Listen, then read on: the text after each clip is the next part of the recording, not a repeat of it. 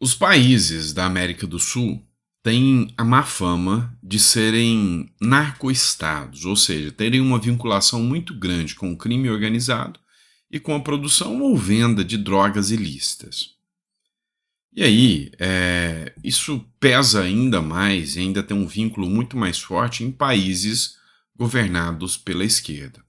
Como, por exemplo, a gente pode citar a Venezuela, que tem hoje denúncias gravíssimas de narcoterrorismo, narcotráfico, vindos da Venezuela. Colômbia passou por um estágio muito tenso, você deve lembrar do caso do Pablo Escobar e dali muitos outros cartéis, Cali, Medellín, entre outras coisas, e hoje muito mais moderno, muito mais atualizado e muito mais nas sombras, mas mesmo assim existe a fama dos países da América do Sul, aqui governados pela esquerda, e o seu vínculo com narcoterroristas, com narcotraficantes.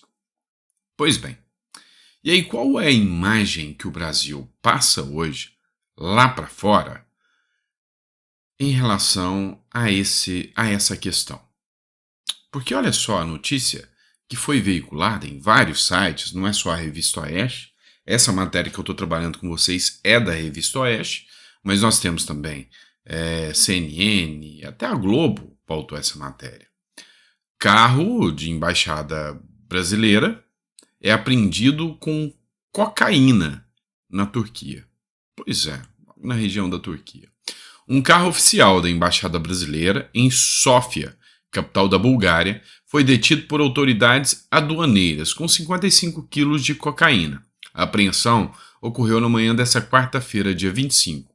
Enquanto o veículo atravessava a fronteira do país com a Turquia, duas pessoas foram presas. Segundo o jornal 24 Shaza, um veículo com placa diplomática chegou a Kapakuli, um ponto de fiscalização da fronteira turca, quando os funcionários da alfândega suspeitaram do veículo e iniciaram a fiscalização. Durante a inspeção, os agentes encontraram 52 pacotes de cocaína escondidos em diversos locais do carro. As autoridades prenderam por tráfico de drogas o motorista e uma outra pessoa que estava no veículo. Os policiais encaminharam os criminosos para a cidade turca de Edirne. Vamos lá.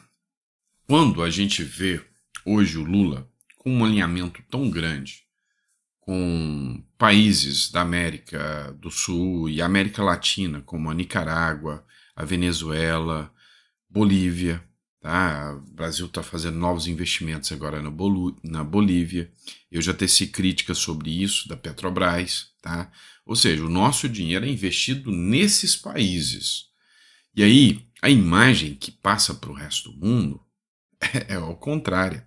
Ontem eu vi um vídeo da Amanda Klein, ela criticando todos os erros do Lula. E aí ela falando, a população acha que Lula viaja demais, Lula está em busca de um Nobel da Paz, mas na verdade o que ele está passando é uma imagem ruim para o resto do mundo, está esquecendo os problemas internos. E é isso mesmo que ele está querendo. Está deixando aqui o Brasil a Deus dará. Nós temos uma gestão paralela e um governo paralelo chamado crime organizado. Infelizmente é isso que está acontecendo no nosso Brasil. Vamos lá, mais matéria para vocês aqui. Matéria da Globo, tá? Estados aumentam o ICMS sobre a gasolina, diesel e gás de cozinha em 12,5% a partir de fevereiro de 2024. Então, meu amigo, minha amiga, a partir de fevereiro de 2024, 12,5% a mais, que será o ICMS, Imposto Acreditado sobre Mercadoria e Serviço, o imposto dos estados.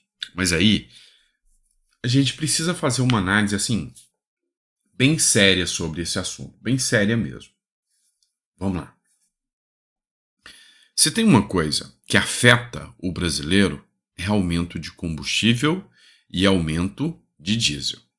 Porque nós temos uma escala aqui, em cadeia. Então, a grosso modo, não é tão simples assim, mas explicando um ponto da economia.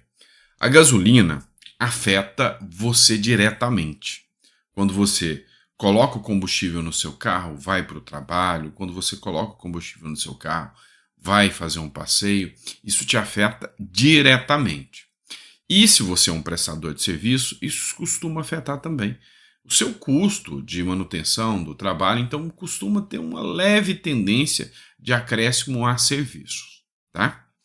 Mas já o diesel, eu estou falando da gasolina e álcool, já o diesel, esse afeta diretamente todos os bens de serviço e consumo. Esse pega direto. Por quê? Porque a maioria dos brasileiros tem carro a gasolina ou flex.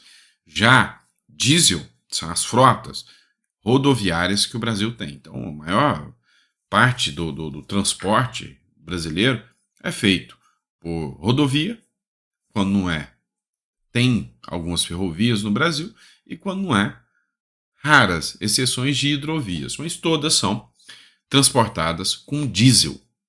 E aí, sabe o pãozinho que chega até a sua casa? Precisa transportar o trigo. E para transportar o trigo, gasta diesel. E se gasta diesel e o diesel aumenta 12,5%, qual é a lógica sobre a alimentação? Só que isso cria um efeito em cascata, porque o pãozinho aumenta, o ovo também aumenta, tudo vem aumentando e aí gera o óbice da inflação. E aqui é para você pegar a visão sobre o que eu vou te falar agora, tá?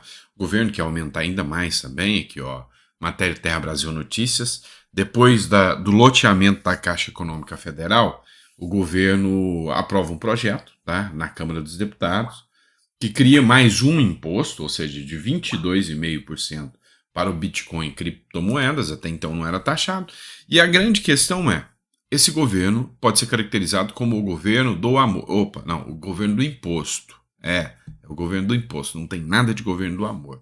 Mas aí, a gente precisa chegar nesse ponto aqui, ó, matéria da Gazeta do Povo. Apesar do aumento de impostos, a arrecadação caiu nos primeiros meses do governo Lula. Então vamos lá, deixa eu te explicar. Eu vou te cobrar mais imposto, mas o imposto é percentual, ou seja, é uma fatia daquilo que é produzido. Se eu te cobro mais impostos e não preocupo na economia, eu vou produzir menos. Quantas pessoas, eu estava conversando com pedreiros, com pessoal de construção, eu tenho um amigo que tem uma construtora, lá de Itapajipe, tá? Constrói casas. Ele falou, olha, desacelerei, era 5, 6, 7 casas por ano, agora se eu construir 3, tá tudo bem. Por quê? Porque ele está pagando mais impostos. Mas antes, vamos pôr que cada casa dele vale 1 milhão. 7 milhões e ele pagava 10% sobre 7 milhões. Aí, faz a conta. Né? 700 mil. Era o que arrecadava o município ali, por exemplo. Agora, ele só fabrica 3 e não consegue vender ela pelos 7 milhões. Por 1 milhão cada. Mas vamos dizer que ainda venda por 1 milhão. Então, caiu para 3. De 7 caiu para 3. E agora ele resolve cobrar 20%. Tá? Vai dar 600 mil. Ou seja, perdeu 100 de arrecadação. É exatamente isso que o governo do Haddad está fazendo. E aí, a gente precisa analisar alguns outros pontos. A Agência Brasil, a arrecadação federal cai 3,4% e chega a 180,47 bilhões em julho. Isso aqui é a arrecadação de um único mês, tá? Mas já caiu e tá caindo. Por quê? Falta de inteligência, competência e administração. E aqui eu vou te deixar feliz, tá? Eu vou te deixar feliz. Quando um petista chegar, este é o governo do amor, este é o governo lindo. Você vai perguntar para ele o seguinte, vamos falar de questão tributária, fiscal? Fala bonito, para você mostrar para ele que você entende. Vamos falar de questão arrecadatória, fiscal e tributária? Você sabia que com a gestão do Lula, os impostos aumentaram e aí o preço das coisas vai ficar mais caro? Porque eles estão fazendo uma filtragem fictícia, ou seja, estão segurando o preço de forma fictícia. Mas a arrecadação do governo caiu. Você sabia disso? Ah, não sabia que isso aconteceu. Pois é, mas deixa eu te contar um segredo. Durante a gestão Bolsonaro, e isso quem fala é o FENAFISCO, ou seja, a Federação Nacional do Fisco de todos os estados e federal, durante o governo Bolsonaro reduziu os impostos, mas a arrecadação do governo bateu recorde. Então tinha mais dinheiro para a saúde, tinha mais dinheiro para a educação, tinha mais dinheiro para a infraestrutura, não à toa tinha dinheiro para terminar as obras inacabadas do governo PT. Então, se você comparar os dois, há uma incompetência generalizada na atual gestão. Ponto.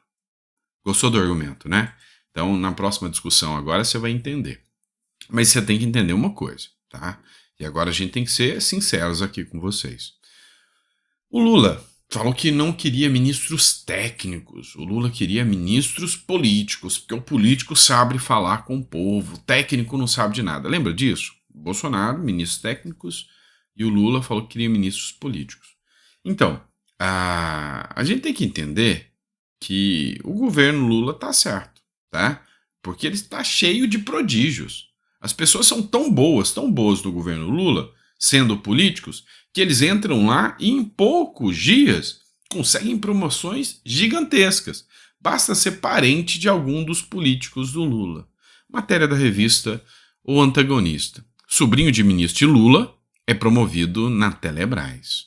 Em apenas 6 meses, Celcinho Sabino, sobrinho do ministro do Turismo Celso Sabino, viu o seu salário passar de 16 mil para 27 mil. Mas o menino é um prodígio mesmo, né? Não, o cara é genial, né? E a gente já viu o Celso Sabino, tá aí, até parece pra caramba. A gente já viu isso aí acontecer muitas vezes, né? Caso de meninos prodígios, gente que era tratador de animais em elefante, de repente se torna um mega empresário. A gente viu isso acontecer. Então o governo Lula tem muito mais prodígios do que o governo Bolsonaro. Exemplo agora também, o filho do Lira, que está conseguindo fazer articulações interessantíssimas com a Caixa Econômica Federal. Pois é. São prodígios. Conexão política. Vamos lá. A bomba política que cai no colo de Lula. Essa matéria eu achei bem interessante para a gente discutir aqui. Por quê? O Centrão voltou a intensificar sua pressão sobre o governo Lula, agora reivindicando nomeações para cargos e alocamento de emendas, e justamente em um momento em que a administração está em uma corrida contra o tempo para obter aprovação no Congresso Nacional de medidas econômicas e interesses do presidente da República. Os integrantes do governo admitem que o prazo é curto e que estão na mão do Centrão. O que acontece? O Centrão acabou de lotear a Caixa Econômica Federal, já tem até o filho do Lira lá, correndo atrás de emenda, de publicidade. Isso é top, né? Prodígio, muito prodígio. A grande questão é que o governo Lula não consegue bancar o Lira e o Centrão. Não é tão simples quanto na época do mensalão. Não é tão simples. Porque hoje eles podem cobrar mais legalmente falando.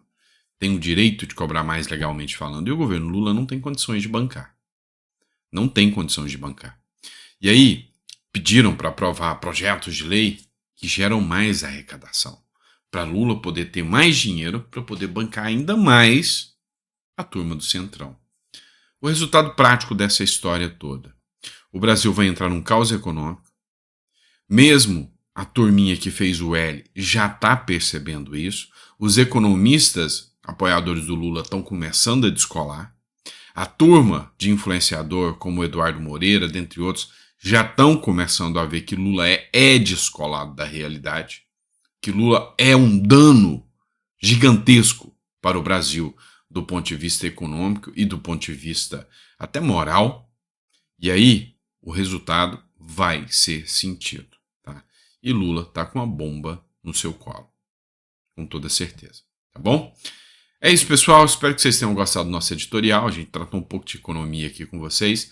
Mas a gente volta daqui a pouquinho com mais conteúdo relevante para vocês. E se ficou até o final, coloca que ficou até o final.